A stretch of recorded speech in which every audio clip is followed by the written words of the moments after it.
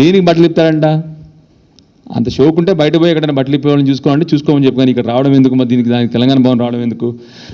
ఆయనకి దయచేసి యువ నాయకుడు, వయసులో చిన్నవాడు, అంటే వయసులో ప్రాబ్లీ యంగ్ పొలిటీషియన్ అయినా, ఇప్పటి వరకు ఆయన నోట్లో నుంచి ఒక్కసారి కూడా అభివృద్ధి, సంక్షేమము, విద్య, వైద్యము ఆయన నోట్లో నుంచి వెళ్ళలేదు.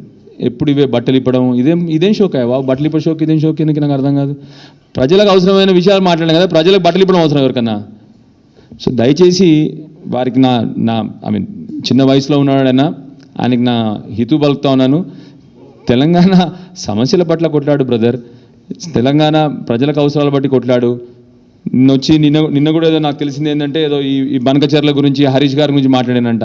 నీకు బనకచర్ల స్పెల్లింగ్ కూడా తెలియదు, నీకు తెలియదు, నీకు ఏం తెలుసు అని చెప్పి నీకు మాట్లాడుతున్నావు బనకచర్ల గురించి.